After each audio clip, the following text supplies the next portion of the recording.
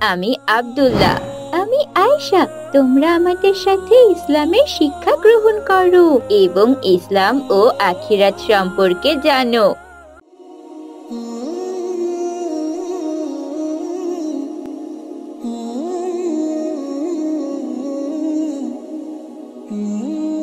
বাবা আব্দুল্লাহ, কি করছো তুমি? আসসালামু আলাইকুম আম্মি জান। দেখছেন না আমি গেম খেলছি। ওয়ালাইকুম আসসালাম বাবা। হ্যাঁ, তা তো আমি খুব ভালোভাবেই দেখতে পাচ্ছি। দেখো, আয়েশা পড়তে বসেছে। তুমি বসে সময় অপচয় করছো কেন? তুমিও পড়তে বসো। আমি এখন পড়তে বসবো না, আমার এখন পড়তে ইচ্ছে হচ্ছে না। আচ্ছা ঠিক আছে, এসো তোমরা সকালে নাস্তা করে নাও। মা আয়েশা, তুমিও এসো, আগে সকালে নাস্তা করে নাও। জি আম্মি জান, আমি এখনই আসছি।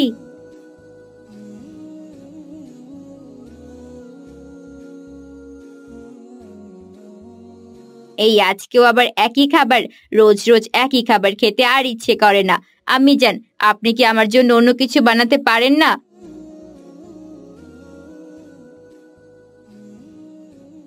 আব্দুল্লাহ, কি বলছো? আম্মিজান কত কষ্ট করে আমাদের জন্য নাস্তা বানিয়েছেন, আর তুমি আম্মিজানকে এভাবে কথা শোনাচ্ছ? এটা তুমি একদমই ঠিক করোনি। আল্লাহ তোমার উপর নারাজ হবেন। আমি তো এমন কিছুই বলিনি, শুধু আমার একই খাবার রোজ রোজ খেতে ইচ্ছে করে না তাই বলেছি। আব্দুল্লাহ, তুমি আর কখনো আম্মিজানকে এভাবে কষ্ট দিয়ে কথা বলবে না। তুমি কি জানো, কোনো সন্তান যদি মা বাবাকে কষ্ট দিয়ে কথা বলে কিংবা কোনো কারণে মা বাবার মনে আঘাত করে এবং তার জন্য বাবা মায়ের চোখ থেকে পানি পড়ে, তাহলে সেই সন্তান কখনো জান্নাতে প্রবেশ করতে পারবে না। আমি দুঃখিত, আমি আর কখনোই আম্মিজানের সঙ্গে এভাবে কথা বলবো না। আমি এই বিষয়ে জানতাম না।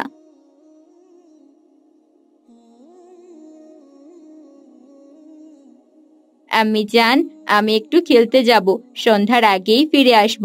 আচ্ছা বাবা, ঠিক আছে। ঠিক আছে আম্মিজান, আল্লাহ হাফেজ।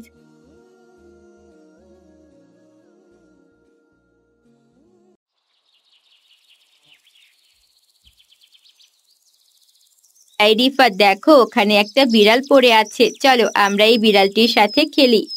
হ্যাঁ তাই তো, এই চলো চলো, ওকে আমরা একটা দড়ি দিয়ে বেঁধে এরপর ওকে নিয়ে খেলা করি। দেখছো দেখছো বিড়ালটা কি করছে?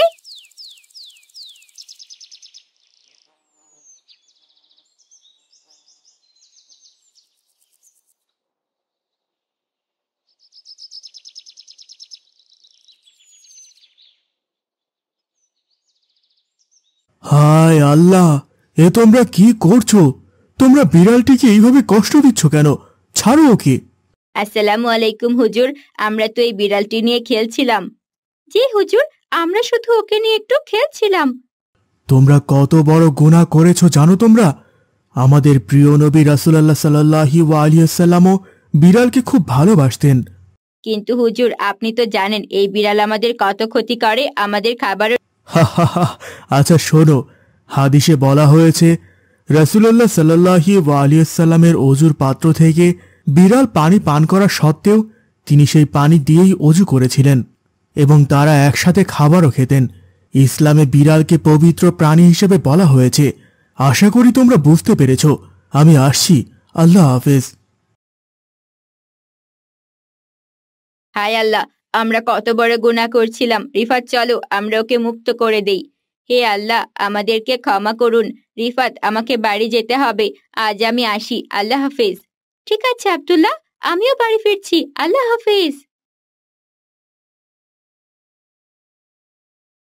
আসসালামু আলাইকুম দাদি, কেমন আছেন আর কখন এসেছেন আপনি?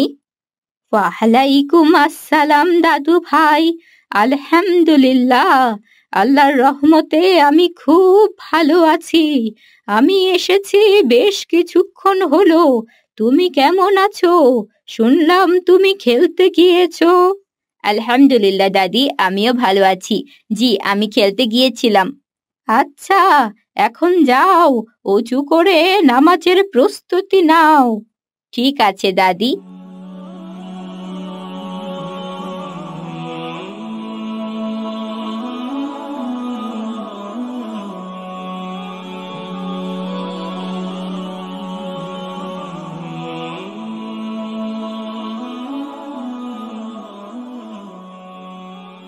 আলহামদুলিল্লাহ আম্মি জান, খুব ভালো হয়েছে খাবারটা। শুক্রিয়া মা আয়েশা, যাও এখন কিছুক্ষণ বিশ্রাম নিয়ে ঘুমিয়ে পড়ো, কাল তোমাদের মাদ্রাসায় যেতে হবে। ঠিক আছে আম্মি জান।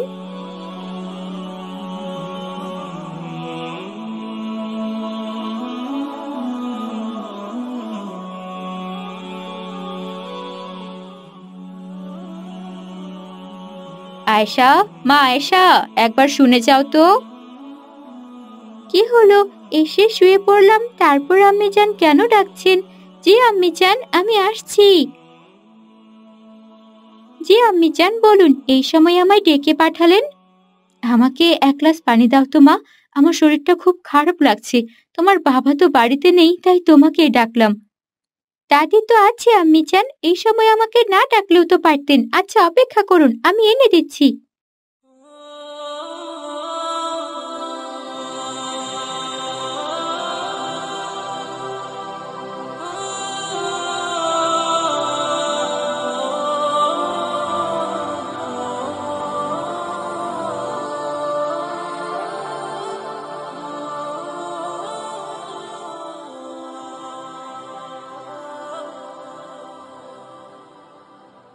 ধুর, আমি প্রায় ঘুমিয়ে গিয়েছিলাম, আর আম্মি জান আমাকে ডেকে ঘুমটা ভাঙিয়ে দিল শুধু পানির জন্য। কি হয়েছে দাদু? তোমাকে দেখে মনে হচ্ছে রেগে আছো। আর বলবেন না দাদি, আম্মি জান সামান্য পানি খাওয়ার জন্য আমাকে ঘুম থেকে ডেকে তুললেন। এই জন্য তোমার মন খারাপ? আসো, এখানে বসো, আমি তোমাকে একটা গল্প শোনাই। কি গল্প দাদি? এখন তো অনেক রাত। আহা, বসোই না। তুমি হযরত বায়েজিদ রাদিয়াল্লাহু আনহু এর গল্পটি শুনেছো? না দাদি, আমাকে বলুন গল্পটি। বায়েজিদ, বাবা বায়েজিদ। জি আম্মি জান, বলুন। বাবা, আমার খুব পানি পিপাসা পেয়েছে, আমাকে এক গ্লাস পানি দাও। জি আম্মি জান, এখনই দিচ্ছি।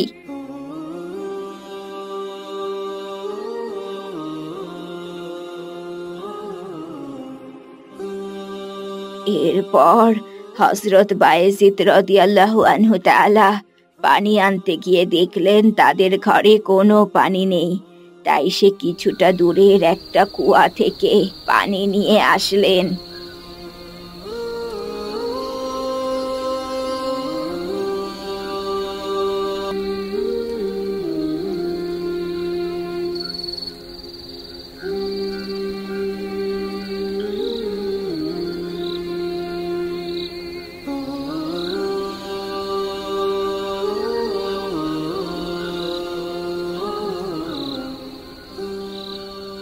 পানি এনে দেখেন তার মা ঘুমিয়ে পড়েছে। এ কি, মা তো ঘুমিয়ে পড়েছেন, আমি এখন কি করব? এক কাজ করি, আমি পানি নিয়ে এখানে দাঁড়িয়ে থাকি। মা হঠাৎ উঠে যদি পানির খোঁজ করে না পান, তাহলে তিনি কষ্ট পাবেন। এই ভেবে হযরত বায়েজিদ পানির গ্লাস হাতে নিয়ে তার মায়ের পাশে দাঁড়িয়ে থাকেন।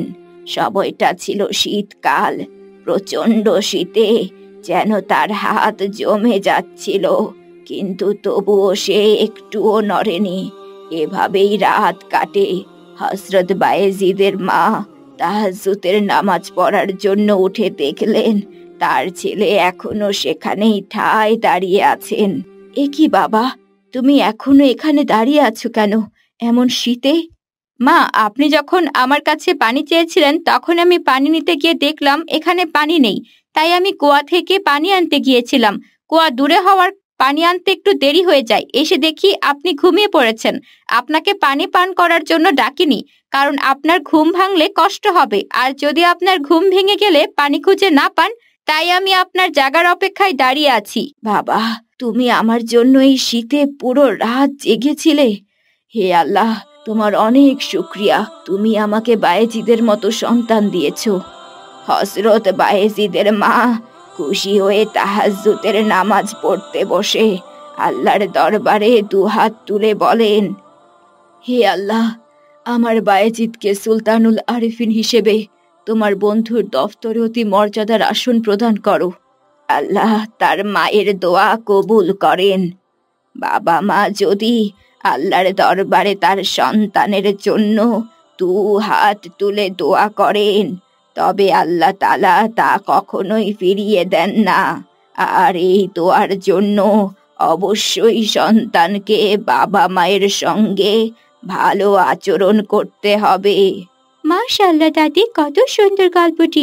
এই গল্পটি আমার সারা জীবনের ধারণা পরিবর্তন করবে ইনশাআল্লাহ। দাদি, আমি একটু আসছি।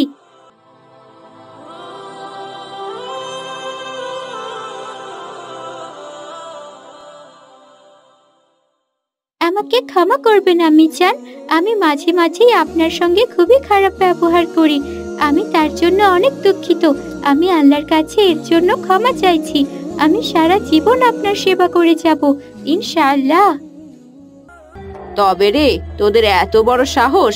এই, আপনি দাঁড়িয়ে থেকে কি দেখছেন? হ্যাঁ, এই যে লাঠি, এই লাঠি দিয়ে ওদের উচিত শিক্ষা দেন। চাচা, আমাদের মারবেন না, আমরা চলে যাচ্ছি। লাগছে চাচা, আমাদের মাফ করুন।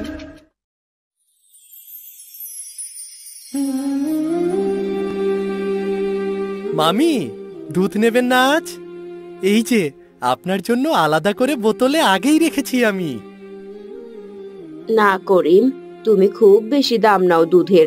অন্য জায়গায় 40 টাকা লিটারে পাওয়া যায়। কিন্তু মামি, ওদের দুধ তো তেমন ভালো না, দুধে ভেজাল মেশায়, তাই কম দামে দেয়।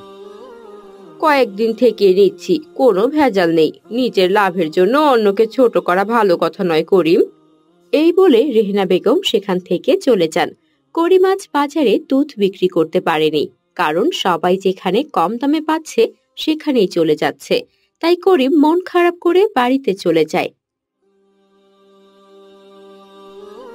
আসসালামু আলাইকুম আম্মি জান, আমি দুঃখিত, আজ বাজারে 1 লিটার দুধও বিক্রি করতে পারিনি। সবাই যেখানে কম দাম পাচ্ছে সেখানেই যাচ্ছে। কি বলছো বাবা করিম? ঘরে যে কোনো বাজার নেই, দুধ বিক্রি না করলে বাজার বা কিভাবে করবে? আপনি চিন্তা করবেন না আম্মি জান, আমি দেখছি কোনো ব্যবস্থা করা যায় কিনা। চাচার সবজি বাগান থেকে দেখি কিছু আনা যায় কিনা। এই বলে করিম তার চাচার বাড়িতে গেল।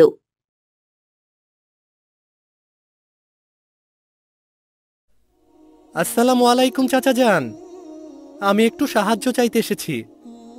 আসলে আমাদের ঘরে কোনো সবজি নেই, আজ দুধও বিক্রি হয়নি। আপনি কি আপনার সবজি বাগান থেকে কিছু সবজি দেবেন আমাদের? তোদের জন্য কি সবজি নিয়ে বসে আছি নাকি আমি? যা তো, আমার বাগানে কোনো সবজি নেই তোকে দেওয়ার মতো, যা এখান থেকে। চাচা, আমি তো দেখেছি সবজি আছে। আমার মুখে মুখে কথা, একবার বলেছি যখন নেই, তখন তোদের জন্য কোনো সবজি নেই মানে নেই। এসব কথা শুনে করিম মন খারাপ করে তার বাড়ি চলে যায়।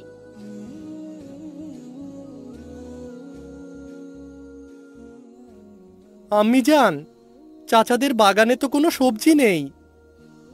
ভাইয়া, আমি বুড়িমার বাড়ি থেকে কিছু নিয়ে আসবো, তোমরা চিন্তা করো না। হ্যাঁ গো, আপনি তো জানেন যে ওদের একটা গাই আছে, সে গাই নাকি ভালোই দুধ দেয়। আপনি ওদের থেকে গাইটা নিয়ে নিন, তাহলে আমরা ওই গাইটাও পাবো আর দুধও। ভালো বুদ্ধি দিয়েছ রেহানা। ওই এতিমের বাচ্চারা এগুলো দিয়ে কি করবে শুনি? আজ গাই নেব, এরপর ওদের পুকুর পাড়ের ওই জমিটাও নেব। আমি বলি কি, আপনি এখনই ওদের বাড়িতে যান। এরপর করিমের চাচা তাদের বাড়িতে যায়। চাচা, আসসালামু আলাইকুম, কেমন আছেন আপনি? তোরা আর ভালো থাকতে দিচ্ছিস কই? করিম সবজি চাইতে গিয়েছিল আসলে। না, এসব কিছু না। বলছি, আর কতদিন আমার এই গাই তোমাদের কাছে থাকবে? তোমাদের বাপ মরার পর থেকে এই গাই আমি তোমাদের দিয়ে রেখেছিলাম। আর না, এইবার আমার গাই আমাকে ফিরিয়ে দাও। চাচা, আপনি মিথ্যা বলছেন কেন? এটা তো আমার গাই। আব্বু মারা যাওয়ার আগে এই গাইটা আমাকে দিয়ে গিয়েছিলেন। আর আপনি বলছেন এই গরু আপনার? এই বলে করিমের চাচা জোর করে গোয়ালঘর থেকে সেই গাইটা নিয়ে যায়। ওরা অনেকবার বোঝানোর চেষ্টা করলেও করিমের চাচা কোনো কথাই শোনে না। আমি জান, এবার আমরা কি করব? আমাদের এত আদরের গাইটাও যে নিয়ে গেল। আম্মি জান, এটাই তো আমাদের উপার্জনের শেষ সম্বল ছিল। আল্লাহ জানে এবার আমাদের কি হবে। উনি জোর করে আমাদের হকের জিনিসটা নিয়ে গেলেন। আল্লাহ তাকে এর শাস্তি দেবেন। বাহ, গাই নিয়ে এসেছেন এত জলদি, ভালোই হয়েছে। এই এতিমের বাচ্চারা ভালোই আয় করছিল এই গাই থেকে। এইবার আমাদের পালা। কথায় আছে না, জোর যার মুল্লুক তার। ঠিক বলেছ রেহানা। ভাইজান বেঁচে থাকতে সব সময় সবকিছুর ভাগ কম পেয়েছি আমি। এইবার আমাদের পালা।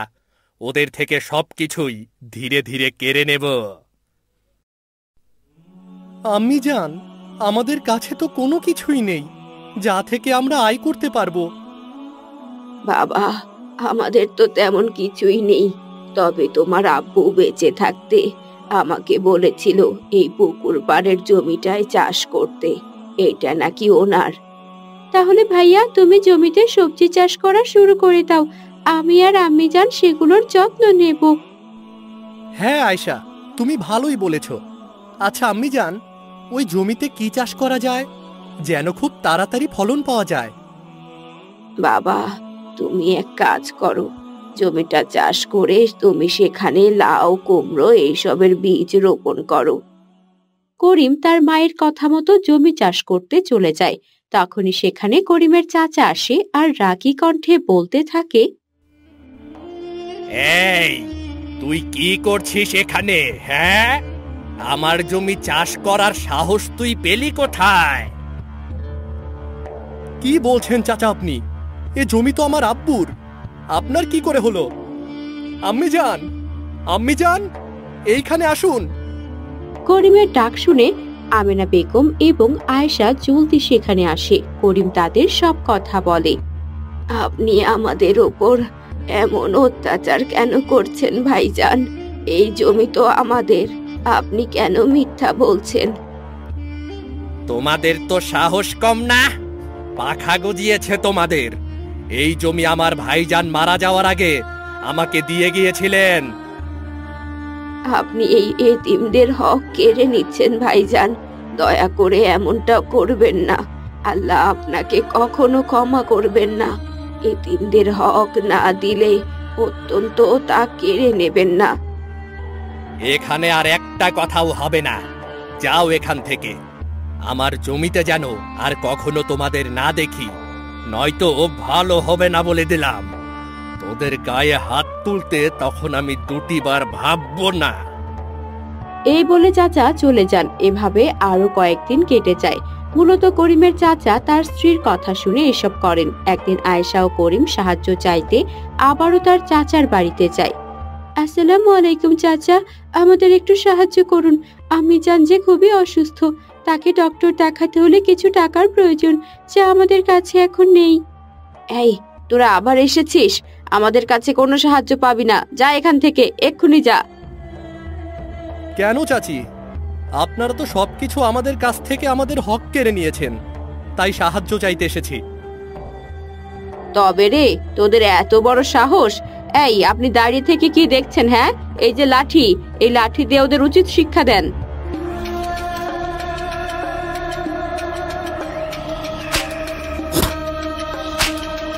চাচা, আমাদের মারবেন না, আমরা চলে যাচ্ছি। লাগছে চাচা, আমাদের মাফ করুন। তারা রাস্তা দিয়ে কাঁদতে কাঁদতে বাড়ির দিকে যাচ্ছিল। তখনই তাদের মাদ্রাসার হুজুরের সঙ্গে দেখা হলো। এ কি আয়েশা, করিম, তোমাদের এমন অবস্থা কেন? আর তোমরা কাঁদছই বা কেন? কি হয়েছে বলো আমাকে। আয়েশা এবং করিম তাদের হুজুরকে দেখে আরো বেশি কান্নায় ভেঙে পড়ল। এরপর কোনো রকমে তারা সবকিছু হুজুরকে খুলে বলল। কি, তোমাদের চাচা তোমাদের সাথে এমনটা করেছে? তবে ওকে ওর শাস্তি পেতেই হবে। চলো আমার সাথে। এরপর হুজুর আয়েশা এবং করিমকে সাথে নিয়ে পুলিশ স্টেশনে যায় এবং একজন পুলিশ কনস্টেবল নিয়ে তাদের চাচার বাড়িতে যায়। এই যে স্যার, এই হলো অপরাধী। ওরা সব সময় এই দুই এতিমের ওপর অত্যাচার করে। আপনি একে ধরুন। না না স্যার, আমাকে ক্ষমা করুন। আসলে আমি আমার স্ত্রীর উস্কানিমূলক কথাতে ওদের ওপর এমনটা করেছি। আমাকে ক্ষমা করুন। না স্যার, আর কোনো কথা নয়। আপনি ওকে এক্ষুনি ধরে নিয়ে যান। ওর উচিত শাস্তি হওয়া দরকার। এরপর পুলিশ আর কোনো কথা না শুনে করিমের চাচাকে থানায় ধরে নিয়ে যায়, আর হুজুর করিম এবং আয়েশাকে তাদের আগের পাওনা সবকিছু বুঝিয়ে দিয়ে দেয়। তার গরুও নেই, আর সাথে সেই লোকটাও নেই। এ কি? আমার গরু কোথায় গেল? আর লোকটাই বা কোথায় গেল? আমি এ কি ভুল করলাম? আমি বুঝতে পেরেছি, হুজুরের কথা আমার শোনা দরকার ছিল। করিম সাহেব গোয়াল ঘরে দাঁড়িয়ে আছে, সবচেয়ে বড় গরুটার দিকে তাকিয়ে ভাবছে, সামনে ঈদ আসছে, গরুটাও বেশ ভালোই স্বাস্থ্যবান হয়েছে। আজ গরুটাকে হাটে নিয়ে যাব, ভালোই দাম হবে। যখন করিম এসব ভাবছিল তখন তার স্ত্রী আমেনা আসে। কি ভাবছেন আপনি? আজকে গরুটাকে হাটে নিয়ে যাব, ভালো দাম হবে। গরুটা দেখেছো কি তরতাজা হয়েছে? এই গরুটা বিক্রি করে আরো ছোট দুটো গরু নিয়ে আসবো, বুঝলে? বাহ, ভালো ভেবেছেন। আচ্ছা ঠিক আছে, আগে খেয়ে নিন, খেয়ে তারপর গরুটা হাটে নিয়ে যান। এরপর করিম খাওয়া দাওয়া করে গরুটা নিয়ে হাটের উদ্দেশ্যে রওনা দেয়। রাস্তায় গ্রামের হুজুরের সাথে তার দেখা হয়। আসসালামু আলাইকুম করিম সাহেব, যাচ্ছ কোথায়? ওয়ালাইকুম আসসালাম হুজুর। এই তো গরুর হাটে যাচ্ছি। আমার গোয়ালের সবচেয়ে বড় গরু এটা, খুব ভালো দাম হবে এটার। এটা বিক্রি করে আরো ছোট দুটো গরু আনব। মাশাআল্লাহ, খুব ভালো চিন্তা ভাবনা। তবে করিম সাহেব, একটা ভালো কাজে যাচ্ছ। কোনো ভালো কাজে যাওয়ার আগে ইনশাল্লাহ বলতে হয়। ইনশাল্লাহ কেন বলতে হবে? গরু তো আমার, আমি হাটে নিয়ে যাচ্ছি। তারপরেও তুমি যদি কোনো ভালো কাজের উদ্দেশ্যে যাও, সেক্ষেত্রে তোমাকে ইনশাল্লাহ বলতেই হবে। ইনশাল্লাহ বলা আর না বলা একই। আমি যাই হুজুর, আমার অনেক দেরি হয়ে যাচ্ছে। আচ্ছা যাও, ঠিক আছে, আল্লাহ ভরসা। বিশাল বড় হাটের ভেতর করিমের গরুটাই সবচেয়ে সুন্দর। আজকে হাটের সবচেয়ে সুন্দর গরুটা হলো আমার গরু। আমার গরু বেশ ভালো দামে বিক্রি হবে আজকে, আর তারপর আরো গরু কিনে বাড়ি যাব। করিম এই বলে দাঁড়িয়ে থাকে গরু বিক্রি করার জন্য, কিন্তু এত গ্রাহকের মাঝেও কোনো গ্রাহক করিমের কাছে আসে না। এ কি, কোনো গ্রাহক আসছে না কেন? ভাই, আমার গরুটা দেখুন না, খুব তরতাজা। করিম গ্রাহক ডাকে, এরপরেও কোনো গ্রাহক আসে না।